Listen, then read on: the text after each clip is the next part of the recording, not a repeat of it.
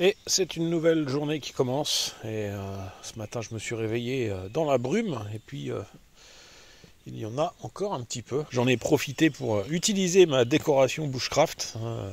Et donc, j'ai allumé un petit feu de brindille pour le plaisir.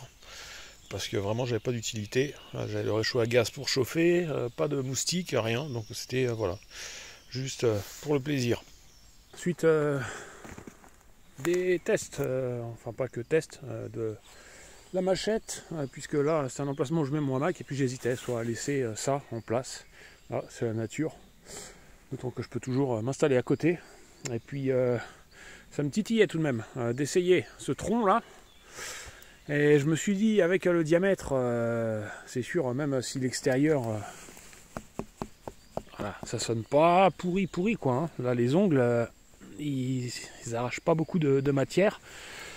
Et je me suis dit, avec la machette, vu que c'est un truc, elle est bonne qu'à fendre du bois et pas vraiment à couper, elle a une pénétration très très faible.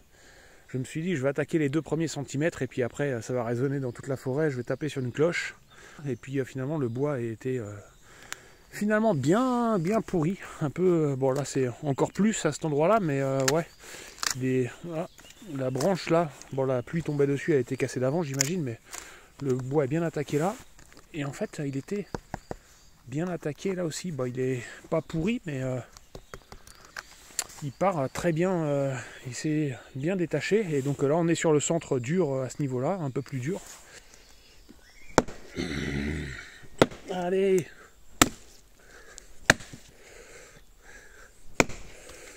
Allez.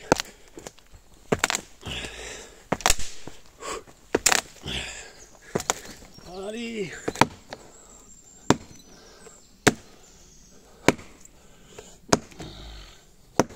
Ah, c'est parce qu'il est posé là-bas aussi.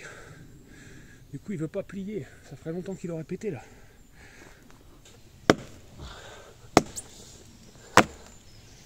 Putain, au travers tout du long quoi. Ah, voilà. Bordel. Ah ben voilà, hein, j'ai fait ma séance de sport du matin. Alors, taille de la main.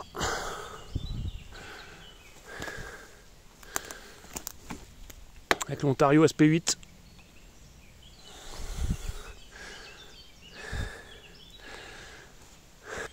Bon, c'était pas du bois dur, hein, mais par contre, j'étais agréablement surpris. Mais tout ça c'est mou, hein, là on voit, là, c'est de l'éponge quasiment. Ça part tout seul. Et puis il y a le cœur là, cette partie là qui est plus dure. La moitié arrière là.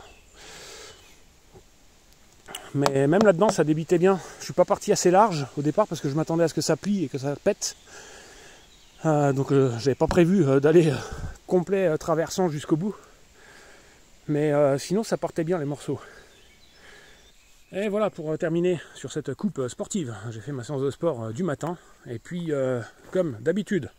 Ensuite, voilà, remixer un peu les feuilles, voilà, réduire un peu les traces au sol, à la fois de piétinement et puis de copeaux. Voilà, alors j'ai pas fait dans le détail. Il y en a un qui a volé tout là-bas, il y en a un ici.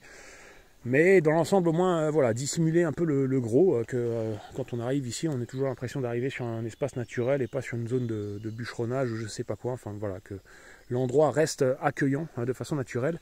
Et puis, ce que j'appelle salir les souches, ce qui s'appelle salir les souches. Alors là, salir la coupe en l'occurrence, prendre de la terre, la frotter dessus, de façon à la dissimuler et à la rendre moins tape à l'œil. Parce que voilà, quand on a une coupe blanche comme ça, c'est quelque chose qui se voit de très très loin dans le sous-bois, donc à la fois pour question de discrétion et puis pareil, hein, question d'atmosphère quand on arrive ici. Voilà, moi là en l'occurrence je sais que c'est moi qui l'ai coupé, que c'est là.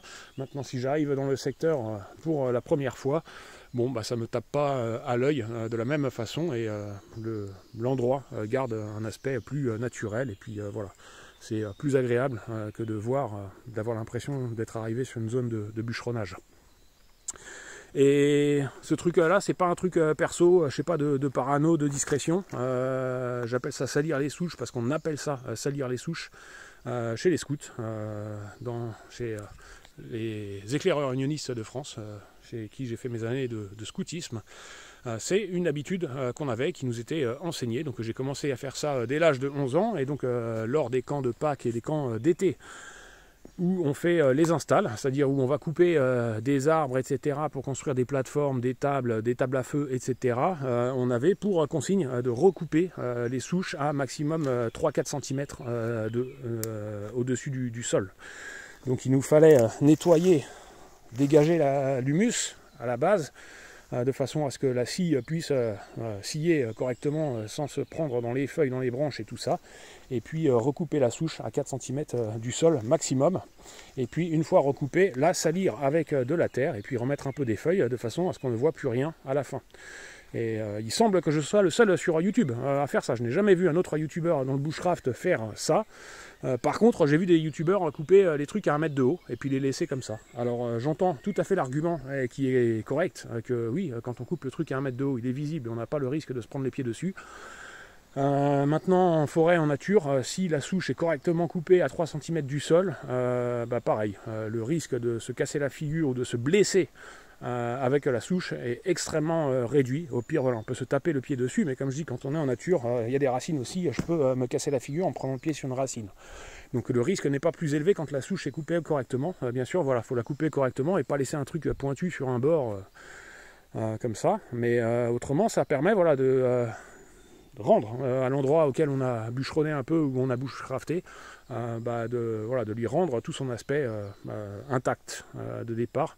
Et personnellement, ça m'horrifie, ça m'horripile, je ne sais pas quel adjectif employer, quand j'arrive sur un endroit où je vois des troncs qui sont coupés à 1 mètre de haut, comme ça, avec des coupes à blanc qui ne sont pas planquées et tout. J'aime pas du tout ça. Alors parfois j'ai vu l'ONF fait ça volontairement. J'ai vu ça sur des boulots où ils avaient coupé à 1 mètre de haut de façon à ce que ça repique, enfin que ça rejette, qui est énormément. Donc, et il y avait beaucoup de rejets, et ça avait été fait sur un échantillon, un espèce d'îlot mixé à d'autres essences. Et je pense que ça a été fait volontairement pour nourrir les cervidés, et que les cervidés se nourrissent du boulot tout en laissant pousser les autres essences qui étaient mixées et un peu plus hautes au milieu. Mais autrement, il y a même des raisons physiologiques de l'arbre en fait à couper la souche en bas, parce que c'est une zone où l'arbre a une plus grande concentration d'enzymes. Alors sur les résineux, je ne sais pas, mais en tout cas sur les feuillus, c'est le cas. L'arbre a des enzymes dans toute l'écorce, mais particulièrement concentrées autour des branches. C'est ce qui permet, quand une branche casse à l'arbre, de former son bourrelet cicatriciel. Voilà, il y a une activité des enzymes beaucoup plus importante sur ces zones-là. Et pareil au niveau de la souche. Et c'est pour ça, quand on voit des arbres parfois coupés à la souche, on voit un bourrelet cicatriciel qui se forme tout autour. Et coupé en hauteur, si l'arbre est coupé en hauteur comme ça, c'est beaucoup plus rare. En général, le bourrelet ne se forme pas et puis ça finit par pourrir. Alors, quoi qu'il en soit, sur de gros diamètres, le bourrelet cicatriciel ne finit jamais par tout recouvrir, donc ça pourrit dans tous les cas, mais c'est aussi une zone du coup où ça va faire beaucoup plus de rejets beaucoup plus facilement. Alors que sur une coupe en hauteur, ça va rejeter à partir des trucs qui sont déjà en attente, mais ça va très rarement faire des rejets sur le bord d'une grosse branche qui casse. Donc c'est aussi, ça permet, en coupant à ras du sol, parfois de faciliter sur certaines essences, de faciliter des rejets aussi. Voilà, c'était le petit mot de conclusion aussi sur cette coupe, et puis voilà, parce que c'est un truc que je vais dire et redire à chaque fois que j'en aurai l'occasion, parce que je suis vraiment... pour moi, il faut couper proprement ses souches et puis les salir, voilà, et puis essayer de limiter les traces qu'on laisse et puis l'impact qu'on a sur le terrain, et pas laisser des trucs coupés à 1 mètre de haut. Personnellement, voilà, ça m'horripile un petit peu. Je suis en train de faire le montage de la vidéo, et il faut que je rajoute une précision importante pour être complet et objectif sur ce sujet des coupes. Le fait de salir les souches, c'est pour une raison esthétique, de ne pas laisser de traces. Le fait de les couper à la souche, c'est pour éventuellement aussi favoriser les rejets. Par contre, un point important à mentionner, c'est que sur un arbre vert, sur un arbre vivant qu'on veut conserver, lors d'une coupe de branches, d'un élagage, etc., évidemment, il faut éviter de salir les coupes. On va rechercher leur cicatrisation, et donc mettre de la terre sur une coupe, eh ben, va favoriser le pourrissement de la coupe, et puis l'infection, voilà, créer un apport en fait de microbes ou de bactéries à l'arbre qu'on veut éviter pour sa cicatrisation. Donc c'est vraiment voilà, pour la coupe essentiellement voilà, d'arbres morts ou de petits arbres, quand il n'y a pas de volonté en fait que ça reparte, et pas une pratique dans l'élagage, etc., quand on veut conserver les arbres.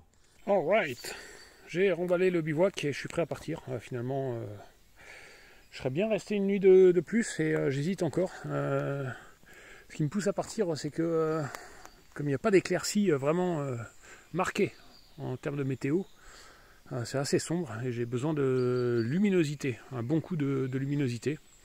Et puis voilà, j'ai pas envie de laisser le bivouac, d'abandonner le bivouac ici pour moi et me balader dans les coupes rases, ça m'intéresse pas. Donc c'est un peu la problématique sur ce spot de bivouac, enfin dans ce coin en général. Je termine toujours par bivouaquer sur ce spot là après une marche, parce que c'est le coin où je peux me retrouver seul et où il y a un petit côté sauvage, et puis c'est le coin bushcraft.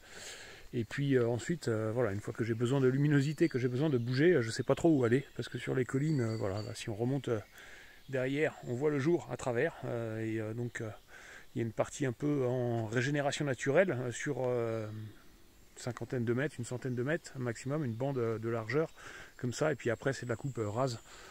Et en fait, dans toutes les directions, c'est pas compliqué. D'ici 200-300 mètres, dans toutes les directions, on rencontre des coupes rases. Donc voilà, c'est pas très réjouissant, pas très ressourçant, et c'est toujours la problématique. Une fois que je me lasse un peu, que j'ai besoin de bouger de cet endroit, et ben ça se termine en retour au bercail. Ça y est, retour en pleine lumière sur la semi-carrossable, au pays des éoliennes et des coupes rases.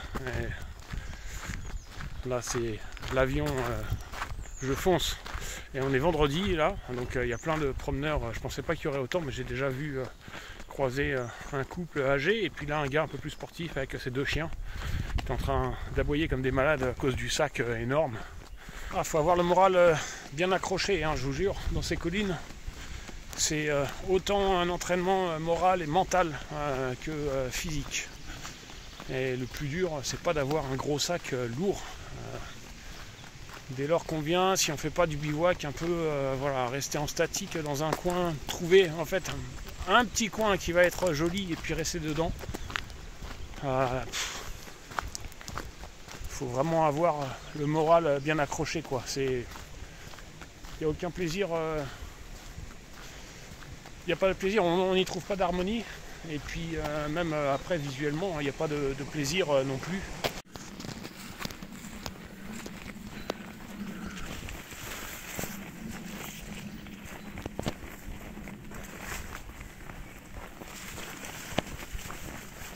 Petite observation curieuse en cours de route. Là on a ce gros arbre avec une branche toute fine qui arrive et qui vient se coincer sur une autre branche qui est morte, celle-ci. Et juste après, je sais pas, il doit lui piquer la sève parce que juste après la branche est énorme.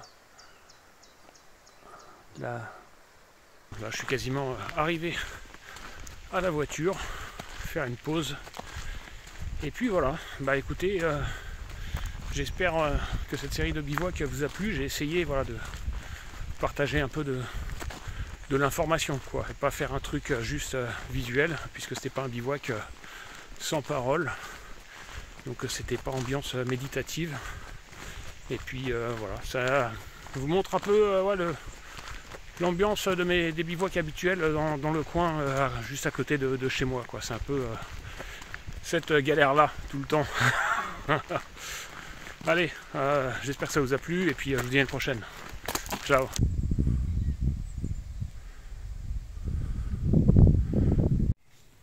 Vous n'allez pas le croire, mais il est en train de me regarder ranger mon sac dans le coffre de la voiture. Et son pote, je sais pas où il est, parce qu'il est parti vers la route. Alors j'espère que son pote va bien.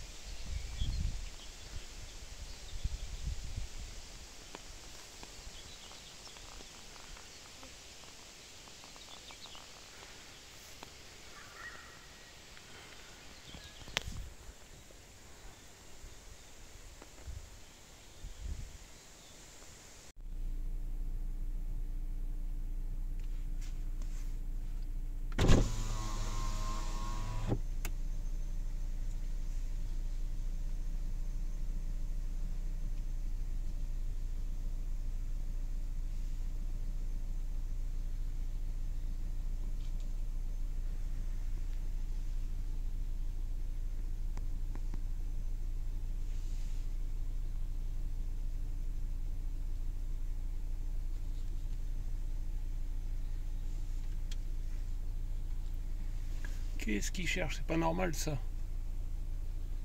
Hein? Il devrait se barrer là, il devrait pas rester comme ça.